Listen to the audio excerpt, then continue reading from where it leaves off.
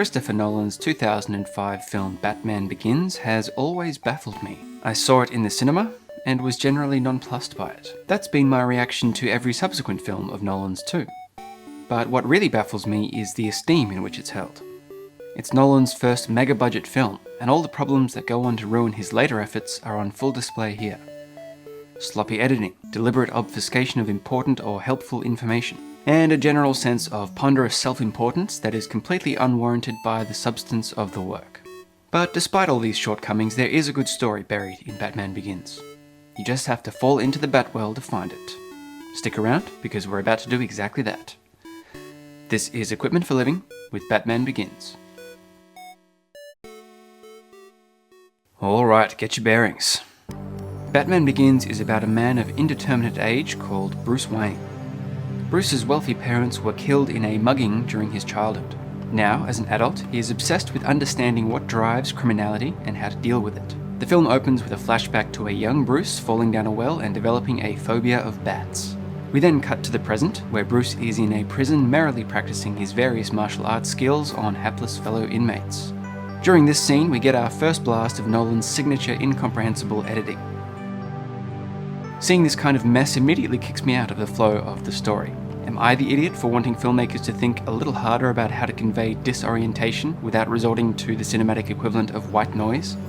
Anyway, with an incredible earliness that suggests this act was hacked to pieces in post, a mysterious stranger delivers the call to adventure at minute 5. The path of the League of Shadows. Liam Neeson's Ducard invites Bruce to join a League of Shadows, the abstract manifesto of which involves vague invocations of justice. Bruce takes Ducard up on the offer and travels to a monastery where someone called Ra's al Ghul presides over the League. Bruce gets the snot kicked out of him in another sloppy scene, and we then enter more flashbacks. Bruce's father is the one to come down the well and rescue him. We see that Bruce's father was a compassionate, magnanimous man, and lingering shots depict the train line Bruce's father built into the heart of Gotham. Take note of this, it's important for the finale. We see Bruce's fear of bats develop, and the possibly unintentional slaughter of his parents. Again, the sloppiness makes it hard to tell what's happening. We meet a young Jim Gordon, and then back in the present, Ducard teaches Bruce the skills he'll need precisely to become Batman, although it's sold as generic League/Ninja training. In minute 18, a theme congeals as Liam Neeson snarls out this line. Justice. Crime cannot be tolerated. Criminals thrive on the indulgence of society's understanding. The role of compassion in dividing revenge from justice is the focus of this movie's story. Ducard argues that Bruce's father was too compassionate and it made him weak. A stronger man would not have been killed by the mugger, and stronger men are necessary for justice to prevail. In yet another flashback, a university-aged Bruce returns to Gotham to speak at the trial of his parents' killer. Secretly, he's planning to pull a gun and kill the guy. He's burning for revenge, but local mob boss Falcone has beaten Bruce to it. The mugger is killed, and Bruce reveals his thwarted intentions to childhood pal Rachel Dawes. Rachel, who works in the Gotham DA office, explains to Bruce the argument against this action. Justice is about harmony, revenge is about you making yourself feel better. She explains that justice is about harmony, about overall societal effects, whereas revenge is just about the individual feeling good. This is interesting thematic fuel, and like in Memento, Nolan peppers such discussions throughout the first act. But unlike in Memento, the dialogue in Batman Begins is so fast you don't really get time to process the meaning behind the words.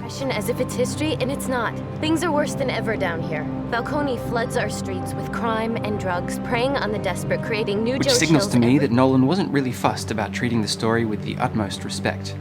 You might argue that this refusal to allow ideas to breathe is what makes Nolan's movies so cerebral.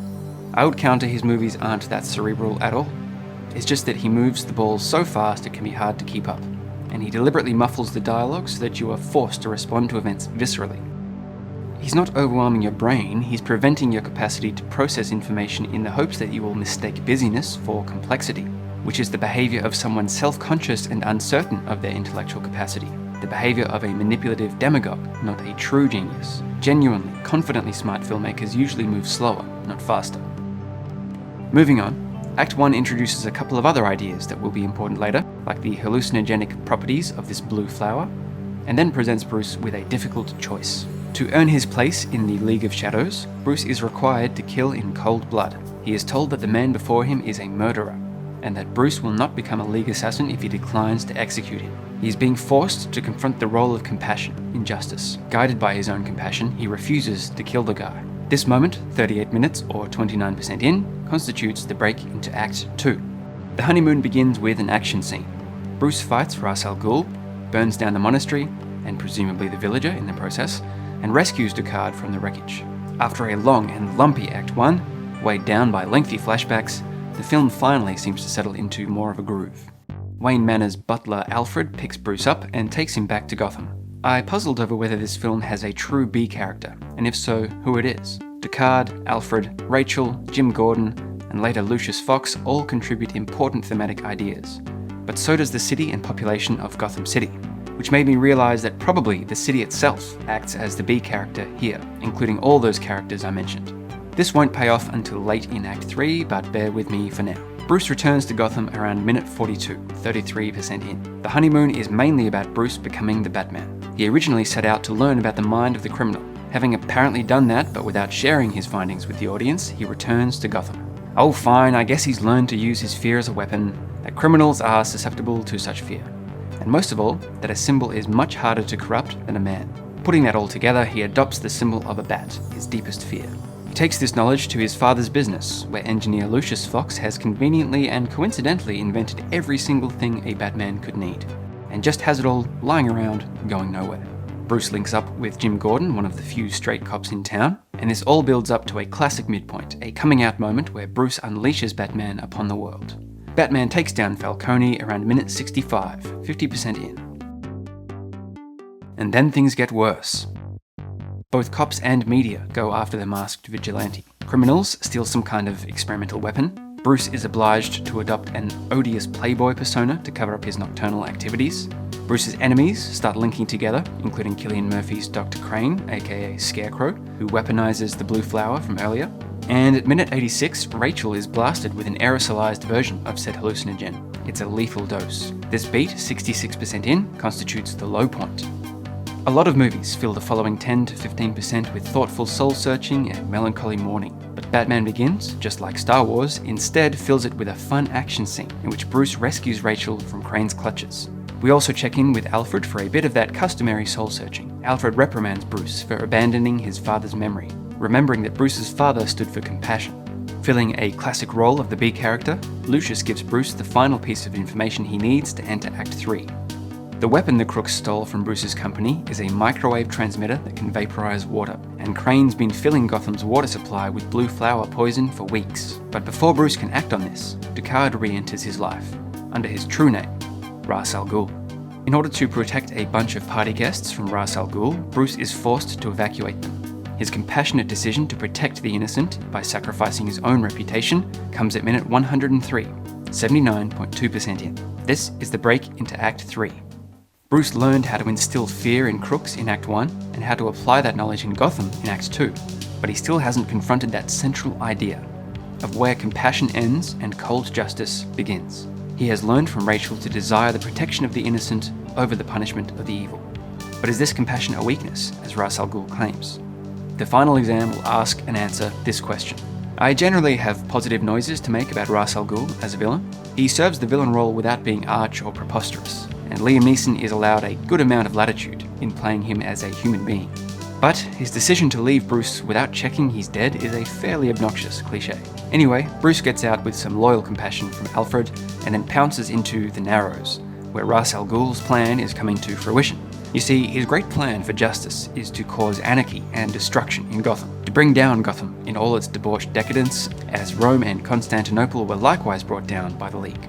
It would be nice if villains could have less vague and abstract ambitions, but it is clever to give the villain a desire that most people, whether in dark moments or for most of their waking lives, have entertained themselves. The idea of bringing civilization down a peg.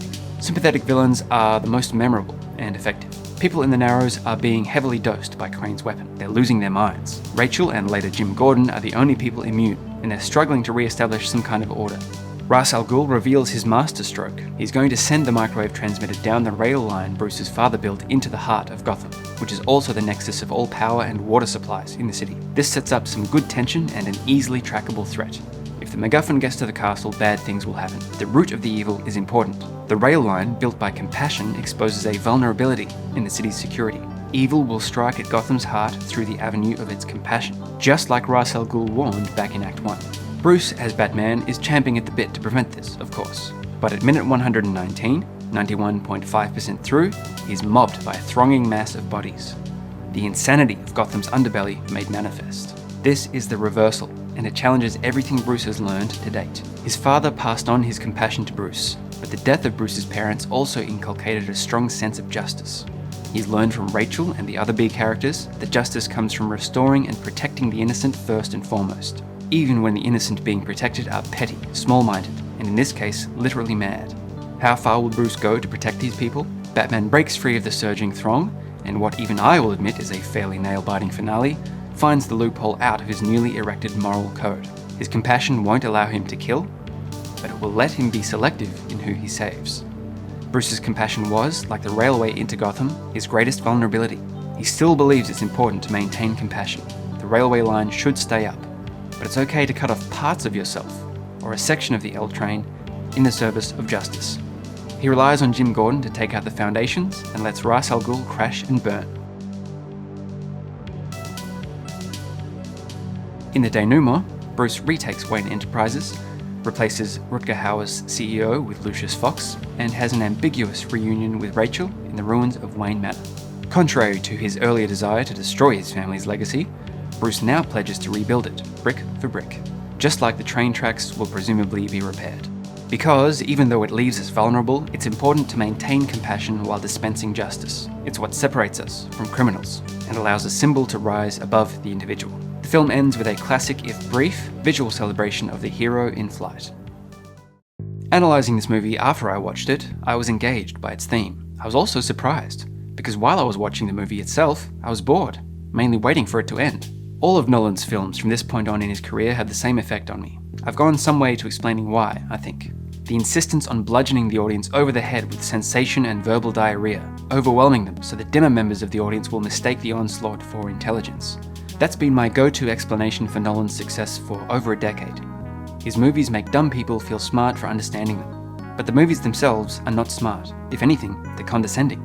I do enjoy some of the flourishes here. The casting is superb, and Christian Bale brings a lot to the dual roles of Bruce and Batman.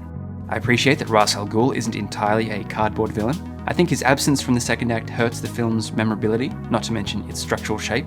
The disjunction between the first act and the rest of the film really hamstrings the momentum, and all those sloppy action scenes are a chore to sit through. Still, the message at the core of the movie is decent, and if you enjoy the movie, I'm happy for you. I only wish I could join you in appreciating this film as equipment for living. Thanks for watching this breakdown. If you found it insightful, please leave a thumbs up.